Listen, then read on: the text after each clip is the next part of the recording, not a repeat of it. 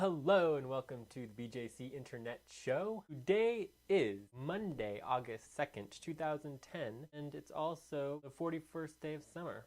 Oh! This last weekend there's been a lot of things going on with the immigration law in Arizona. Basically what we've got here is we have the first big round of protests for the law being enacted. Even though a lot of the law did get revoked by the judge, some things did get passed through that were not particularly great for some of the citizens. Why do we have such a strong anti-presence in this country for immigration, especially since this country was founded on immigration way back in the 1700s? Basically, there's two ways of getting out of this. Like, one, we've got making the border stronger, but there's also the whole idea of how we prevent people who are here illegally from taking their jobs, because there's no jobs available anywhere. But you know what? The other question is, how do we legalize the people in order for them to be able to get jobs legally and help increase the overall North American economy? Really thinking about the larger economy of all of North America and how NAFTA, the North America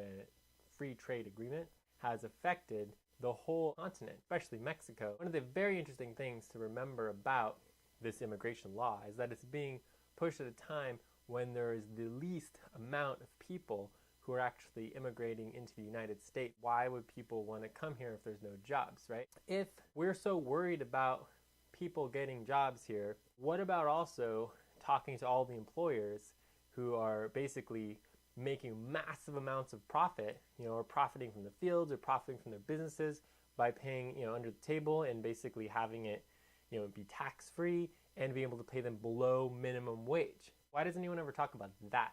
That is a huge reason why people come to this country in the first place, because they are paid to do the work. Who is paying them? Business owners, instead of employing U.S. citizens. One of the most important components of all of this is definitely the foundation of this country and what this country was founded on. There's this new iPhone app that just came out. It's the mini Declaration of Independence. Really cool because it has the Declaration of Independence written in really simple, everyday readable language, except it's all shortened to like 400 words instead of like 1,400 words. Woohoo! Alright, so there is the mini Declaration of Interdependence right there, mini version. So if you click here, bing, bing, you get the mini declaration. There's the preamble, Declaration of Rights. And down here you got the Statement of Indictment. So what we did was we indicted the British throne for all the terrible things they were doing that were against the natural law of people. And right there you can see one of them was to prevent population growth by obstructing the naturalization of foreigners. Right? That was one of the reasons why we as a country went to war against Britain to create our independence. We need to hold this country to the foundational ideals that it was created on, especially those things which allow this country to flourish and grow and evolve. One of which is making sure there is a legal process for foreigners to become citizens and allow the population of the country to grow. Of course, it needs to be done in a constructive way that is beneficial to all parties, including businesses, communities, etc., etc. We really need to reconnect and rethink about what this country stands for. And obviously we can't just let everybody into the country. The better other economies are doing, and the better that Mexico's economy is doing and all of North America's economy are doing, the less need for people to migrate to where the resources are. And that's why people migrate, is to find least resistance to be able to live. It's a normal, natural law of migration, people moving throughout the world, and it's going to continue. So hopefully we can get that all figured out.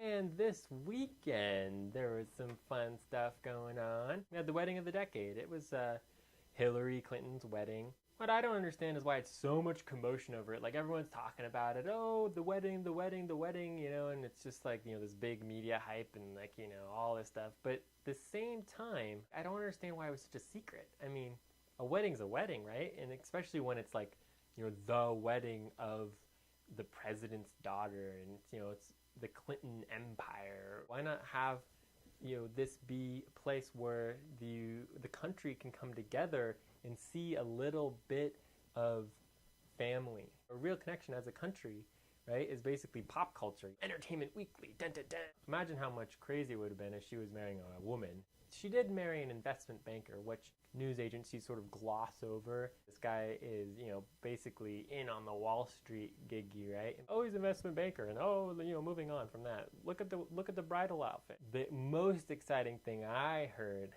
was that the wedding cake was a gluten-free vegan wedding cake. Raya! Dude, that's bomb. Gluten-free. Vegan's good too. Vegan, gluten-free. Could burp like that all the time. So I wanted to show you a little bit of exercise stuff that I've been doing. Basically this. Look, ooh, pretty blue. Nice. Woo! So it's stretchy and it's made out of rubber. And it's got these handles in the end, right? And I don't remember exactly what they're called, but they're basically stretchy rubber things, right?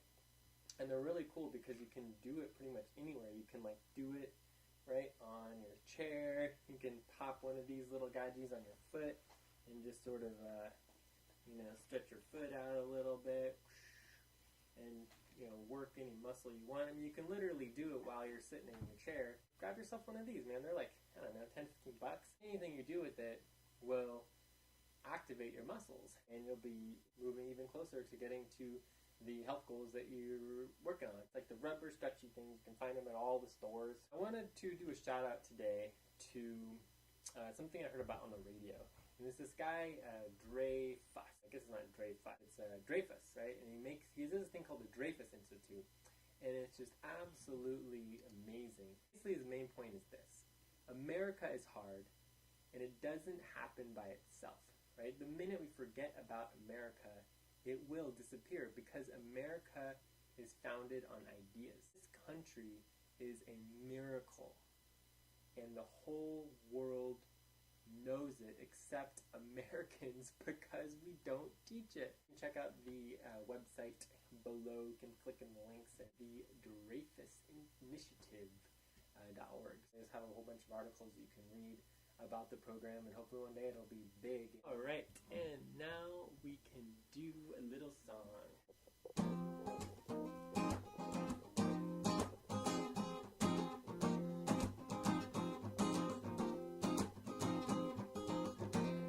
Oh, I say